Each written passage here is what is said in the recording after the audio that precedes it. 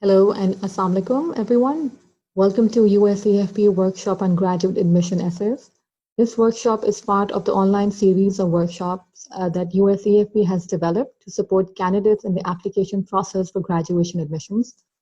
There have been two essay workshops conducted previously in that series, and these workshops are available on the USAFP social media pages. Let's look at the outline first and the topics we will cover in this workshop. We will start with an introduction, so I'll briefly introduce myself, followed by why the essays are an important part of the graduation school application process. We will talk about the different type of essays universities ask candidates to write, things to keep in mind before you sit down to start writing the essay, and suggestions on how to approach your essays.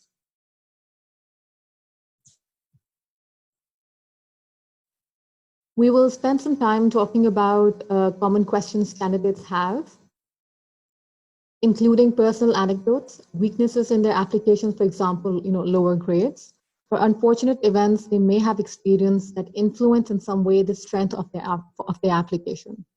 We will talk briefly about how to approach transitioning to a different field for your graduation study from what you have studied previously or your current professional experience. We will touch upon the general writing style and tone you should maintain in your essays, and important points to keep in mind when developing and finalizing your essays. We will bring everything together in the end and conclude with the different sources of support USAFP provides to assist candidates in their graduate school applications.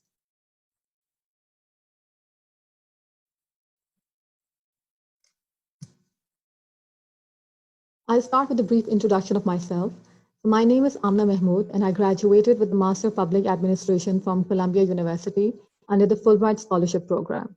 And I have been associated with different programs and initiatives of USAFP since 2017. Okay, so, at the outset, you might wonder why you're being asked to write an essay about yourself in the first place, given that you have already provided your academic credentials, professional experiences, extracurricular, community service, and details about your publications, if you have any, in the application form. What the essay allows you to do is to highlight aspects of your life that have not been captured elsewhere. Or it may be that you want to emphasize and elaborate certain things that the application itself does not allow the opportunity to add. In other words, it allows you to provide context to the list of experiences you have mentioned elsewhere in the application form.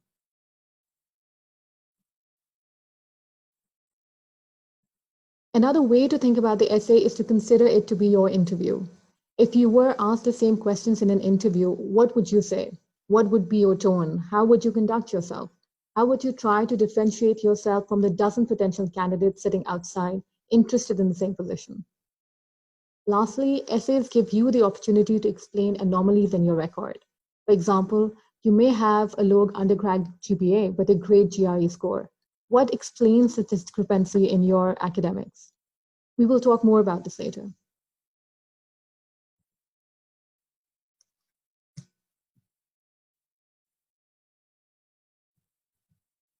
Essays are important for admissions committee as well, because it gives them the opportunity to learn about your unique journey and the choices that make you stand out from the rest of the pool.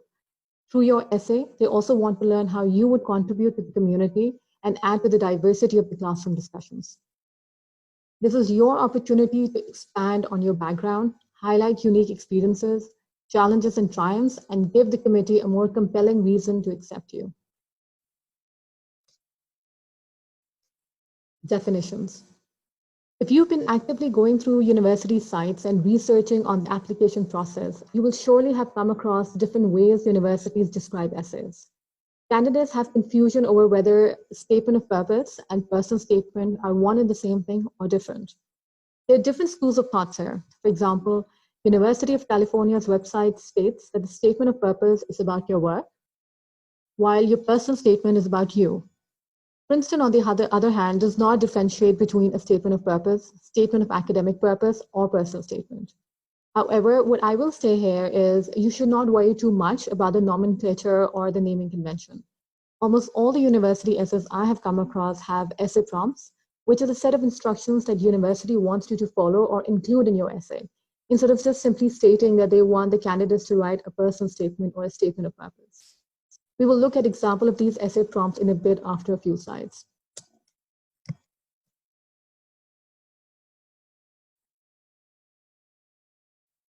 In the second workshop on essay writing in this series, Dr. Ali Hussain Kazim discussed a very useful activity called Qualify Match. I strongly recommend that you listen to his workshop as well and supplement that with the learnings in this workshop. Briefly, Dr. Hussain provides direction on how you should identify and then match your experiences with the attributes a university or program is looking for in a candidate. He also points out that it is not enough to simply identify concrete and relevant experiences. You also have to quantify and interpret your experiences to demonstrate meaning. Furthermore, you must also demonstrate how your personal goals match with the university or program's mission statement. Know your audience. Consider what you know about the program to which you're applying. What are they looking for? Will the admissions committee be reading your essay? Will faculty be reading your essay? Use the correct tone and vocabulary for your audience. Pretend you are a member of the admissions committee. Would you offer you the admission? Why or why not? Analyze your essay critically from the eyes of those who will read it and make a judgment based on it.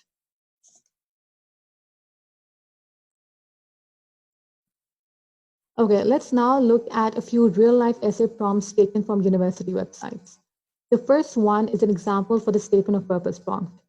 Let's read it together.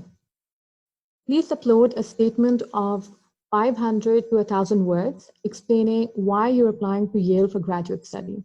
Describe your research interests and preparation for your intended fields of study, including prior research and other relevant experiences. Relate how the faculty, research, and resources at Yale would contribute to your future goals. When you read the prompt, you can see that it comprises of different components that are either instructions they want you to follow or different questions they want you to answer in the essay you write. Let's look at the prompt again. This time I've made the components bold. The instructions that you're given here is that you cannot exceed 1,000 and write less than 500 words. And then the question it wants you to address in your essay include 1, describing research interests, 2, describing your preparation for your field of study through previous research or experience, and 3, how the resources available at the university would contribute towards your future goals. It is important that you answer each of the components. If you do not address all aspects of the prompt, it conveys to the reviewer that you have not read the statement correctly, and the reviewer cannot give you marks on what you have not written and missed out. It is also important that you follow instructions. For example, if you write less than 500 words or more than 1,000 words, it will not reflect highly on you. You need to show that you can follow directions. Let's look at the second example, which is a prompt for a personal statement. Let's read the prompt first. Your personal statement should showcase your strengths and provide an overview of your background, goals, academic and professional aspirations, and a commitment to public service. The personal statement should be approximately 2 to 4 pages, double-spaced. If you wish to address any weaknesses in your application, it is better to write a separate, succinct, fact-based explanation as an addendum. Like the previous example, you will see that we can break down the statement into instructions and questions. From the highlighted text, we can see that we're given 2 instructions. 1, to keep the essay approximately 2 to 4 double-spaced pages, and 2, addressing weaknesses in the application as a separate addendum. The questions that you're required to address are 1, you being asked to highlight your strengths, and 2, you being asked to provide an overview of your background, goals, academic and professional aspirations, and a commitment to public service. Remember, they do not want you to mention weaknesses in this essay. To reiterate, you need to mention those separately.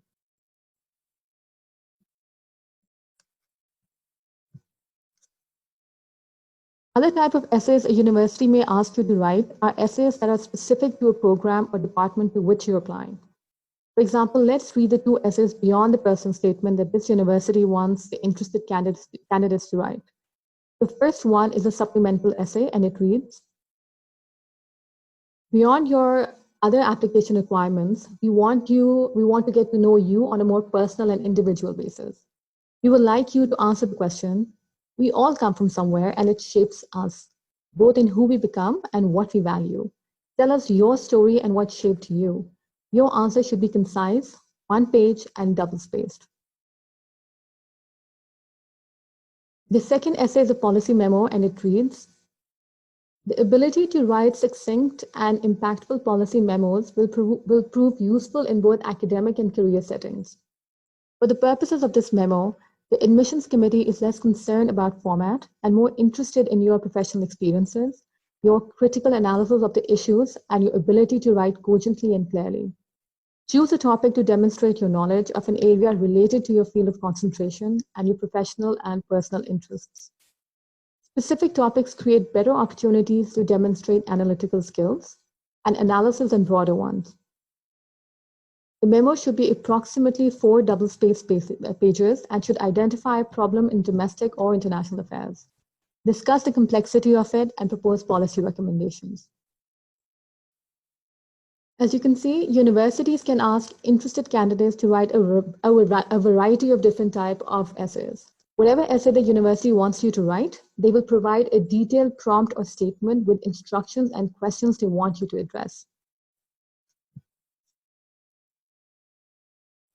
All you have to do is to remember to break down essay questions into its different components and make sure you address each component in your essay and follow instructions in the essay prompt. For example, instructions regarding the word limit.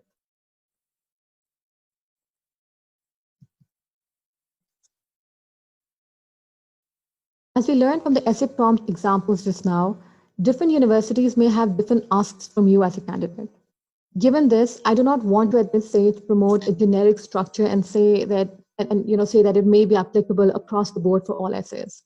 For example, I don't want to say that essays should have 5 paragraphs, because if the prompt asks you for a 250-word response, you may not need that many paragraphs.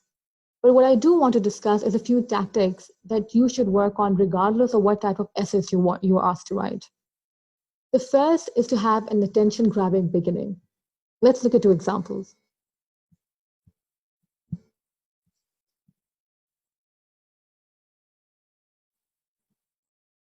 So this candidate writes the following.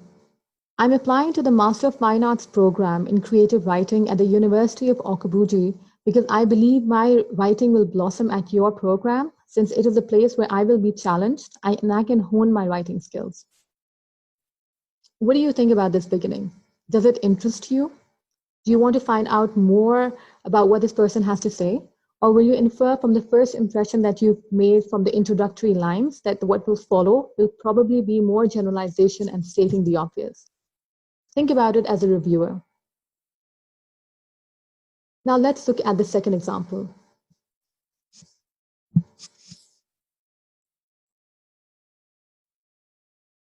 When I was 11, my great aunt Gretchen passed away and left me something that changed my life. A library of about 5,000 books. Some of my best days were spent arranging and reading her books. Since then, I have wanted to be a librarian. What do you think about this beginning? Does this starting hook you? Are you fascinated with the prospect of an 11-year-old owning a library? Do you want to learn more about her? If you were the reviewer and you had to review 500 essays, would her essay stand out? If you had to shortlist 20 of those essays, would her essay be one of them? Would you still remember her after a week of having read all the essays? In the absence of interviews, the first stage of shortlisting of candidates is done based on your essays. They are essentially your personality. Make yourself interesting. Do not bore the reviewer.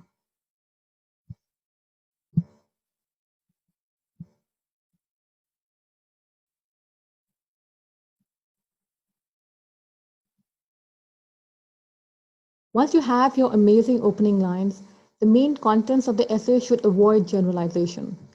You should describe your experiences. Your experiences are the what of your essay. What experiences led you to develop your skill sets and passions? Where have you demonstrated accomplishment, leadership, and collaboration? Include research, teaching, and relevant extracurricular. And it's not just enough to describe experiences. You need to quantify your experiences to show concrete impact. For example, How many people were on your team? How many protocols did you develop? How many people were in competition for an award? As a TA, how often did you meet your students? Let's look at a few examples. The first column gives example of vague experiences, whereas the second one rephrases the same experiences with facts. During this project, my mind was open to the possibility of using different programming languages together to create code that is faster to run and easier to understand and modify. So this is an example of a vague experience. How do you make it factual? During this project, I collaborated with other group members to develop a user-friendly Python wrapper for 10,000-line Fortran library. As you can see, it's the same experience, but its description shows concrete impact. The choice of words is critical. Let's look at another example. I showed initiative in my second project in the lab, and compare this to, frustrated with the direction of my first project, I consulted with other faculty and proposed an entirely new project. Again, notice how providing a description with the right choice of words allows you to show impact.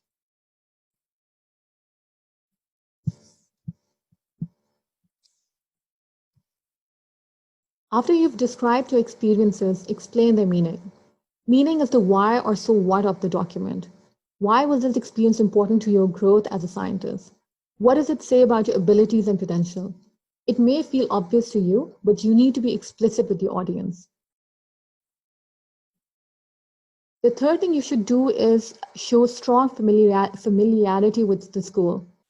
Admission officers would definitely want to see that you have thoroughly researched the program and made an informed decision about your interest in applying for the program. Again, think about the matching exercise we talked about earlier. The last and the most important thing is that you should avoid repeating information that has already been mentioned elsewhere in the application form. Use your words judiciously.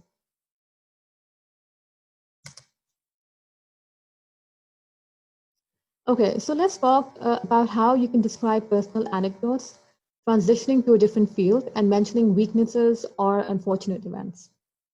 Candidates can talk about personal experiences that shape their aspirations. Let's look at an example of a personal anecdote. After studying Japanese for 5 years in junior high and high school, I entered college and declared a double major in English and East Asian languages and cultures. I received A's in my Japanese classes, but I couldn't shake the feeling that I was an imposter.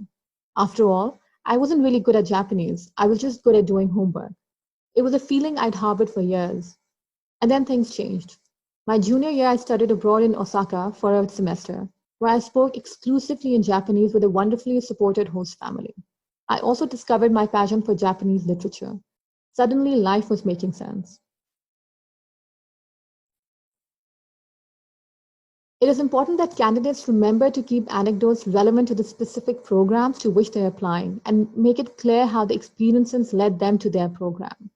The example we're looking at right now is about a candidate who is applying for Japanese studies. The personal anecdote she has described focuses on the central theme and is relevant to her chosen field of study.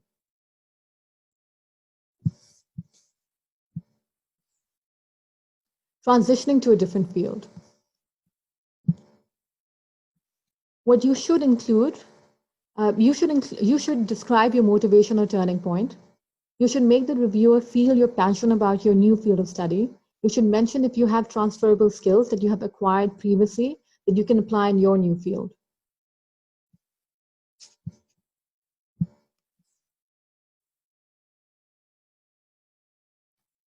You can also decide whether to address things like setbacks or gaps in your application as part of your narrative.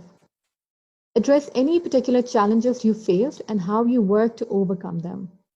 Focus on issues that have had an impact on your education, such as being raised in a single-parent household, working to help support family, thriving in unsafe environments, persevering with physical or other challenges, or coming from an underrepresented minority group. Have you had a low GPA for a couple of semesters due to health issues? Have you been out of job for a while taking care of a family member? If you do decide to explain an issue like these, make sure that the overall arc is more about demonstrating positive qualities like resilience and diligence than about providing excuses. Avoid coming across as whining and pleading.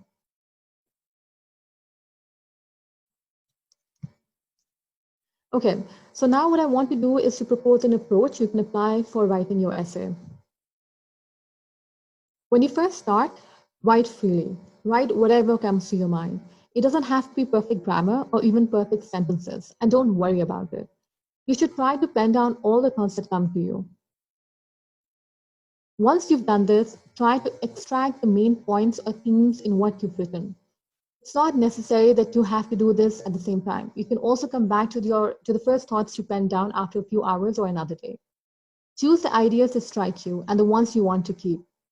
Try to place these ideas in some sort of a sequence, and a sequence does not have to be in a chronological order. Think about specific examples for each of the ideas and how you would describe and quantify them.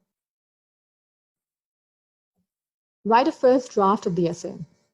Again, it doesn't have to be done at the same time. Start writing when you're feeling your most creative. Read it out loud to yourself and be your own critic.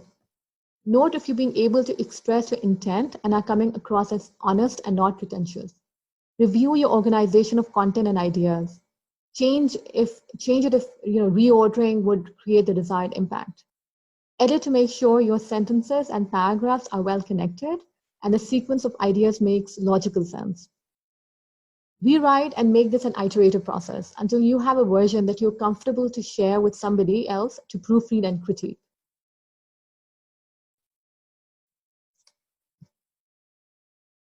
Okay, so let's talk quickly about the writing style and the tone of your essay.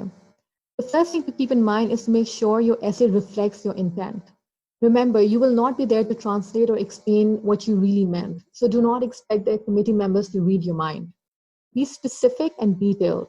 That is, avoid generalization and stating the obvious. And we've already covered this earlier. And lastly, your essay is a sample of your writing abilities. So it's important to convey your thoughts clearly, effectively, and grammatically well. Be succinct and concise. Your style can lessen interest in an applicant's essay. Another common error is the attempt by the candidates to impress. And in doing so, there is possibility that you will come across as pretentious.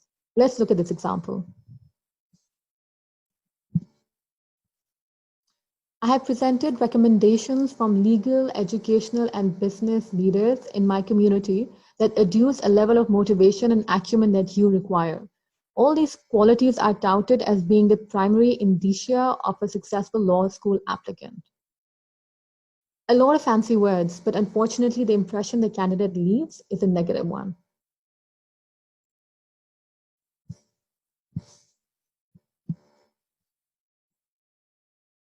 Okay, a few last pointers for you to keep in mind.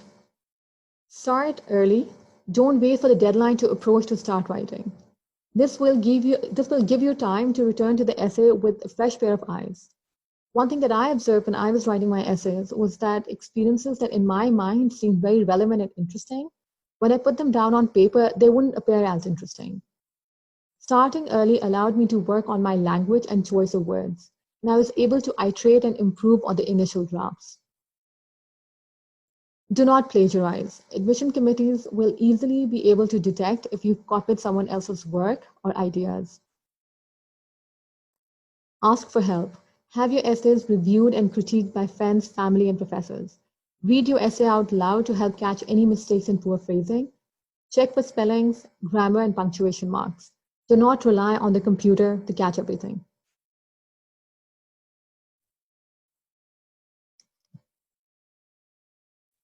To conclude, it is important to reiterate that essays are an important part of your application along with your academic grades, professional experience, extracurricular, and community or volunteer service.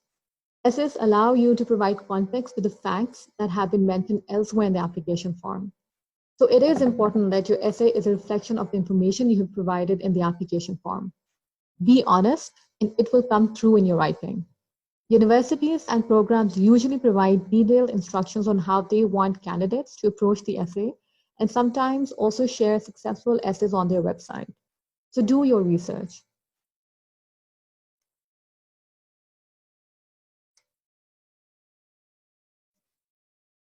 If you have any questions, comments, or feedback, you can reach out to USEFP through these links.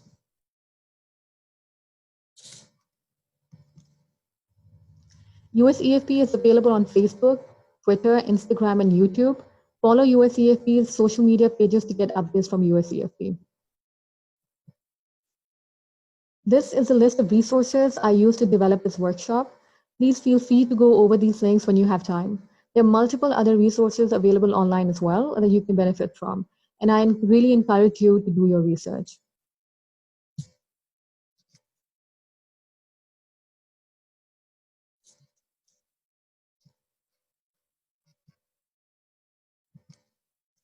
Okay, so thank you all for listening in. I hope you found the workshop useful.